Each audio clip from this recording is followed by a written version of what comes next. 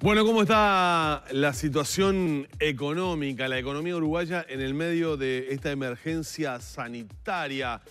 El ministro Pablo Mieres tuvo una expresión en las últimas horas respecto a la situación del desempleo, donde daba cuenta de que los números o los datos de la serie estadística del INE marcan una cosa, pero probablemente la situación sea otra, no descreyendo de los datos del INE, pero hablando de una situación de deterioro claramente en el mercado laboral. Bueno, vamos a hablar de todos estos temas con Nico Lucich, que nos acompaña a partir de este momento. Y me dice la producción que quiere agregar un tema más. Ayer en Subrayado se hablaba de que se ha reflejado durante esta situación de emergencia sanitaria de pandemia en el mundo que los ricos son cada vez más ricos y los pobres son cada vez más pobres. ¿Cómo anda, Nico? ¿Qué dice Danilo, Humberto? ¿Qué tal, Nico? Un placer, ¿eh? Espectacular. Bueno, ¿Todo bien? ¿Qué tema es el que me pusiste al final? Ayer César mostraba un informe Tengo la lista acá de los a nivel internacional. ¿Eh? Tengo la lista. La lista de... Carlos Slim. Ah, los más ricos. A ver, ¿quiénes son los más ricos del mundo? Humberto de Vargas. No, no. Están todos ahí. Yo estoy rico en amigos, así se lo digo. Es como, está Roberto Carlos y después él. Claro. Porque Roberto Carlos tiene 1 millón de amigos. Un millón de amigos, así es. Bueno, la ONG Oxfam, que sigue estos temas y dice que ha habido un aumento del patrimonio de las personas más ricas. Sí, cuando hay crisis graves, las personas que están más vulnerables tienden lamentablemente a perder pie. A caer más. Y las personas que tienen patrimonio pueden tener oportunidades de negocio y a veces lo amplían, tienen otra... hay que tener, yo tengo bastante cautela en a veces hacer apreciaciones sobre esto. Yo estaba leyendo la nota que destaca Oxfam, ¿verdad? Dice, bueno, la gente rica no tiene problemas en qué tener de comer ese día. Son cosas bastante obvias, ¿no? Estamos hablando de muy pocas personas que tienen un enorme patrimonio y sus problemas no pasan por las necesidades básicas que sí tienen grandes contingentes de población, particularmente en América Latina.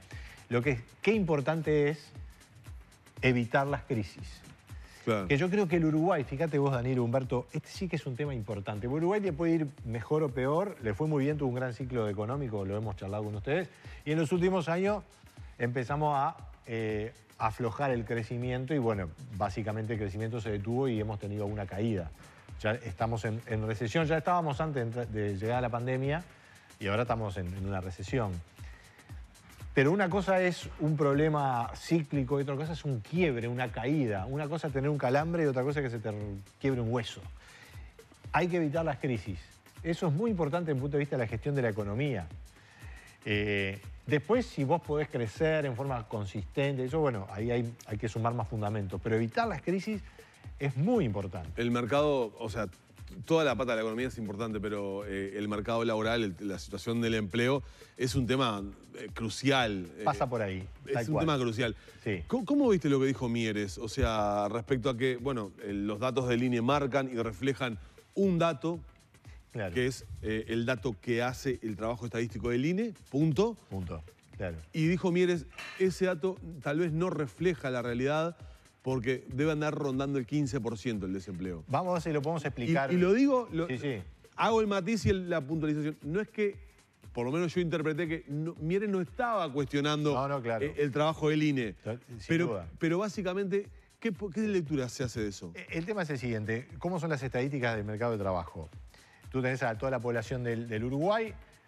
Se considera que está en edad de trabajar la que tiene más de 14 años. Ahí que te puedo decir, che, 14 son chiquilines. Bueno, ese criterio, hay chiquilines que empiezan a trabajar relativamente temprano. Buena parte, la mayoría estudia y después tenés la gente más veterana que está jubilada, ya no está en el mercado de trabajo. Es decir que la gente que está efectivamente en el mercado de trabajo es mucho menos que esa. ¿Cuántos trabajadores habitualmente hay en Uruguay? 1.600.000. Llegamos a picos de 1.650.000. Esa es la tasa de empleo.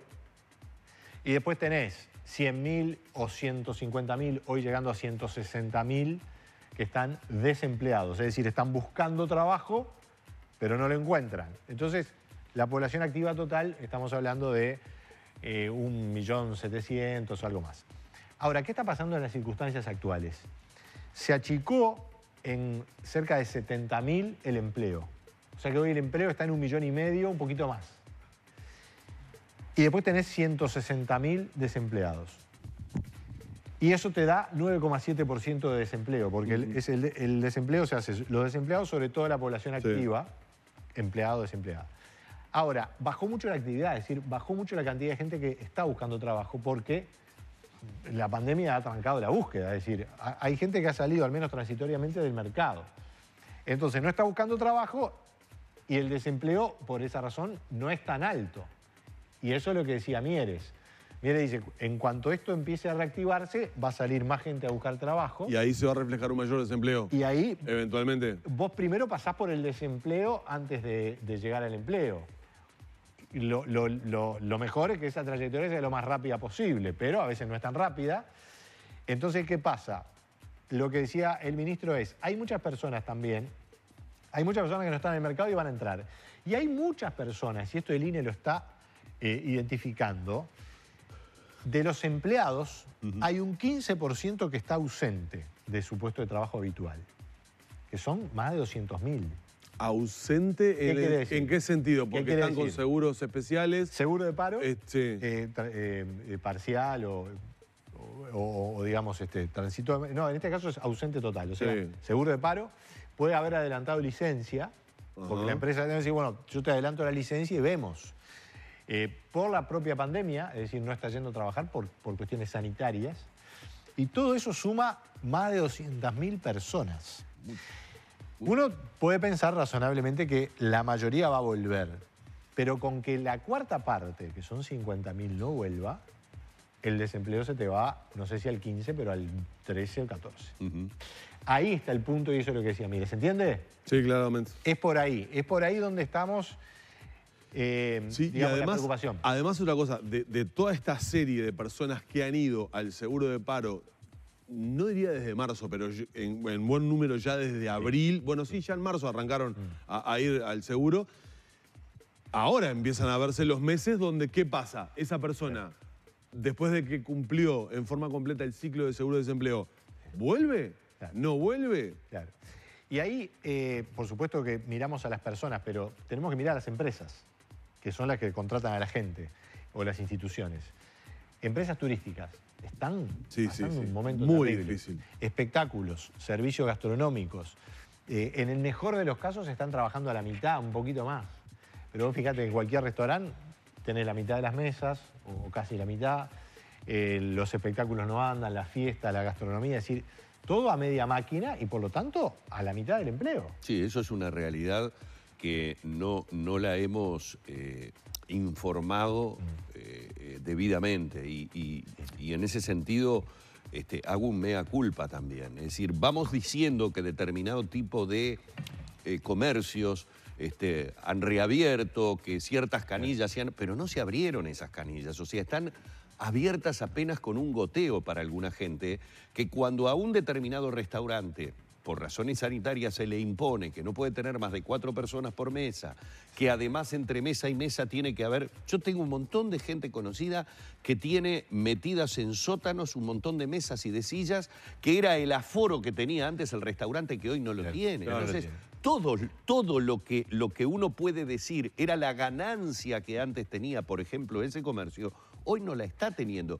pero sigue pagando lo mismo por los impuestos que tiene, la luz. Sí, se aflojó un poquito la cincha, pero no también alcanza.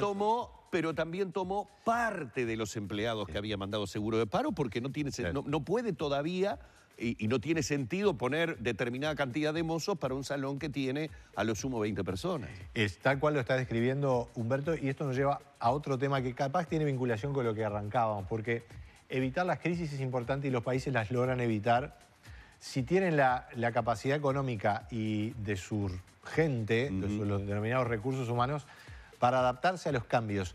Y aquí, ciertamente que hay que recomponer empresas, hay que recomponer negocios, pero hay que pensar en cosas nuevas y en derivar trabajo a los sectores dinámicos, porque hay muchas empresas que les está yendo bien en tecnologías de la información, la venta online, algunos otros sectores. Bueno, estaba charlando hace pocos días con gente que está en el rubro de los videojuegos. Dice que es impresionante. También los sistemas de deliveries que han tenido un crecimiento muy grande porque muchas empresas, muchos de estos comercios se volcaron hacia el delivery en su momento y ahora lo dejaron como una alternativa de tratar de compensar. Exactamente. Entonces, notoriamente va a haber cierta recomposición de la situación actual de las plantillas de trabajo, pero es importante para realmente recuperar el empleo empezar a pensar en cosas nuevas o expandir los sectores dinámicos. Y ahí el problema que hay es que, claro, no todas las personas están capacitadas para los nuevos puestos de trabajo. Entonces ahí está el INEFOP buscando profundizar en programación, informática, capacidades, lo que se denomina las capacidades blandas, negociación, vínculos laborales, ¿por qué no?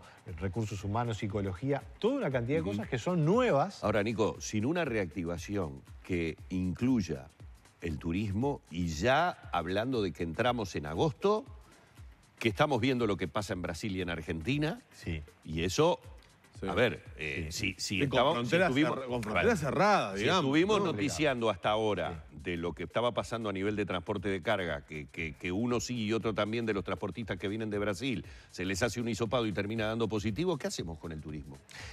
Con el turismo va a estar realmente muy difícil y en tanto generador de mucho empleo. Claro. Y mucho empleo de ese que se vincula a las personas que realmente están, que son salarios medios o bajos, Sí. pero que, a ver, no quiero, digamos, ni categorizar ni estigmatizar, pero siempre ha sido un lugar de relativamente fácil acceso, a pesar de que hay una gran profesionalización, porque hay nuevas generaciones que saben mucho de gastronomía, atención a los clientes, todo el tema del desarrollo de los vinos. Y ha mejorado muchísimo hotelería. en muchísimos aspectos, Claro, bueno, obviamente. todo ese esfuerzo lo tenés, como lo describía Humberto, a media máquina y difícil que se llegue a un 100%.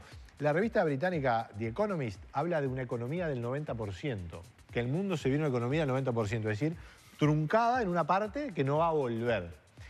Hay sectores que el Uruguay no los tiene. Yo venía pensando en eso cuando venía para aquí a hablar con ustedes. Por ejemplo, todo el tema de las líneas aéreas y las fábricas de aviones, todo eso que está en una situación, claro, digamos, en una crisis que va a ser un antes y después, ¿no? Uruguay tiene alguna línea aérea, algo de movimiento, pero no es importante en su economía y por ese lado nos escapamos. El agro está relativamente fuerte, o más que fuerte, ha tenido continuidad. Y entonces eso te da una cierta base, pero no es un escenario para nada sencillo. Y bueno, creo que el ministro apunta bien a decir, bueno, si hacemos un cálculo más profundo, la situación de empleo es delicada. Y empezamos a ahora asistir, y con Daniel Humberto, esto me parece que es importante decirlo. Viene toda una puja. Sí. Porque, digamos, la gente está preocupada y las organizaciones sindicales se plantan, ya empezaron las Hay movilizaciones un poquito más grandes Por ahora. ejemplo, la de la mesa sindical coordinadora de entes, que son compatriotas que tienen el empleo asegurado, básicamente. O sea, no están expuestos al desempleo. Claro. Y eso creo que hay que tenerlo en cuenta, porque cada uno tiene sus reclamos y en la mayor medida son genuinos. Pero en el gobierno tiene que predominar, de cualquier palo que sea, multicolor, blanco, colorado, tricolor, frente amplista, el que sea, el interés común. Y hoy es el tema del empleo, ¿no? Es Claro. general de vuelta a los A ver, empleos. podemos... A Claro, ver si pero esto puede tirar el una... empleo y sector privado. Porque en definitiva, por lo que acabas de decir, la lectura que haces, el público, con todo el respeto que tengo del funcionario público, tiene su salario asegurado. Lógicamente. Ahí Bueno, está. pero No para tenemos que ese caer privado. pero digamos, es obvio. A ahí ver está. si podemos mostrar este título que tiene que ver con el candidato a la presidencia del BID. Recordemos que Apoyado por Uruguay. apoyado por Uruguay. ¿Esto podría llegar a ser nuestra solución en los próximos meses? La Casa Blanca prepara un plan para incentivar a empresas estadounidenses a que se muden a América Latina. ¿Cómo vas a competir? Bueno, pero van a competir, ¿sabe cómo? Con ¿Cómo? plata, incentivos económicos. Incentivos económicos, se lo digo ya, el proyecto podría llegar a generar inversiones en Si las América Latina. multinacionales te pagan con Escúcheme, chauchas y palitos la mano de obra. 30.000 millones hasta 50.000 millones de dólares para América Latina. ¿De qué manera le dijeron? Bueno, hay un préstamo de 765 millones de dólares para alentar, por ejemplo, a Eastman Kodak. ¿Usted alienta con...? Escúcheme, con 765 millones de dólares a mí me alienta a sacar mi empresita. ¿Cuántas empresas? Yo tengo un Humberto, ¿me puedo correr para acá? Pero claro. ¿Cuántas empresas? Usted no lo ve viable esto. Eso es campaña política, señor. Vos sabés que con estas cosas, antes de tomar posición, trato de profundizarlo. Obviamente. Porque yo creo que el mundo está cambiando tanto. Y sí. Todos los argumentos que vos estás dando, Danilo, son totalmente de recibo. Pero ¿cómo competís con Asia, con la mano de obra asiática? No, pero lo que pasa es que lo que se está planteando, y esto, si se quiere, siendo un poco audaz, porque hay que ver el alcance. El escepticismo de Danilo me parece compartible, siempre hay que tenerlo. Pero vos viste la puja que hay entre China y Estados Unidos. O sea, esto cambió la historia. El mundo cambió. La mancuerna China-Estados Unidos, que operó desde la caída del muro de Berlín hasta ya entrado la década de los 2010, se acabó. Llegó Trump y dijo, se acabó. Porque a veces caricaturizamos un poco al actual presidente de Estados Unidos, y bien merecido a veces que lo tiene, pero también nos olvidamos de decisiones geopolíticas que no creo que se vayan a revertir aunque pierda la elección. No lo veo a Biden diciendo, no, ahora vamos a ser amigos de los chinos, como éramos antes. No, no. Y entonces, esta decisión, pero es claramente vinculable. Estoy diciendo algo que lo hemos hablado con por ejemplo, Marcel Bayant, el catedrático de la Facultad de Ciencias Sociales. Me preocupa cuál es el posicionamiento de Uruguay, porque esta persona que habló es el candidato de la Casa Blanca al BID, que Uruguay apoyó. Entonces, hay un alineamiento político. Están las cuestiones económicas que vos decías, pero hay alineamiento político. Y las decisiones de localización, en muchos casos, son políticas.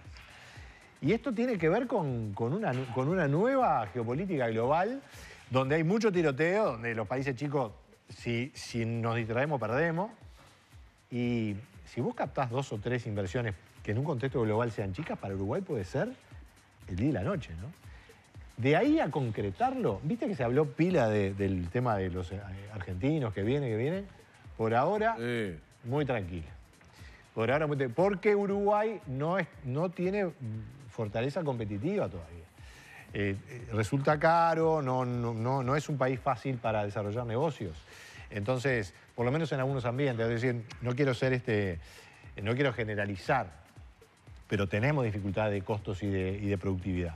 Mire, yo para aumentar el escepticismo, que usted muy bien ha marcado, Lucich, y lo felicito por ese ojo vivo desde el punto de vista periodístico, para aumentar el escepticismo del señor Tegaldo, yo sigo tirando buenas noticias. Porque, por ejemplo, desde Alemania, ¿conoce la Deutsche Welle? Sí, claro. Bueno, la Deutsche Welle pone en un artículo de hace algunas horas atrás: presidente de Uruguay, Lacalle Pou, 2 puntos. Las claves del éxito del líder latinoamericano del momento. No lo digo yo, señor Tegaldo, lo dice la Deutsche Welle. ¿No podemos capitalizar esto de alguna manera desde el punto de vista económico? Ya lo capitalizamos, conseguimos 1.500 millones de dólares.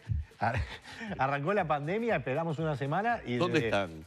A mí no me llegó ninguno. ¿Dónde están? La unidad de deuda del Ministerio de Economía emitió Exacto, es salió verdad. Deuda. Es verdad, bien puntualizado por Nicolás. Ahí lo capitalizamos. Eso está bueno, que los papeles uruguayos tengan ese interés, ¿no? Ahora, cuando yo soy bueno para endeudarme y no tan bueno para producir, y bueno, es brava esa, ¿no? Sí. Pero tomémoslo por bueno lo que pasó, y respondiendo a Humberto en el sentido de que, bueno, estamos capitalizando. Viste que ahora la pandemia se nos vino un poco arriba. La verdad que la situación creo que no es dramática ni mucho menos, pero nos está exigiendo un permanente testeo. Sí, hoy estuvimos mostrando esa gráfica que usted... Perdón, te la robé.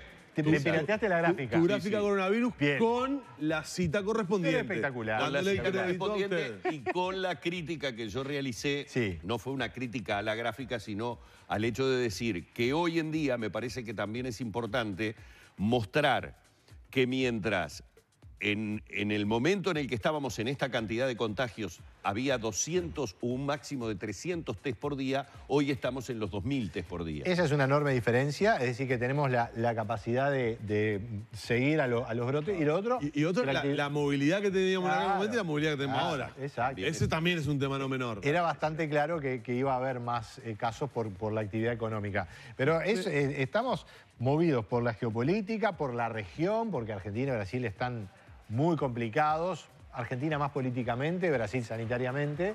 Y bueno, tenemos fortalezas. Uruguay tiene institucionalidad, tiene continuidad, más allá de la polémica entre el Frente Amplio y la coalición multicolor, que bueno, ahora cambiaron de oposición a gobierno. tenemos alguna continuidad que hay que seguir Nico, defendiendo, tenemos ¿no? muchas interrogantes que nos plantea la gente Bien. y que Vero las tiene por allí para trasladárnosla. Vero.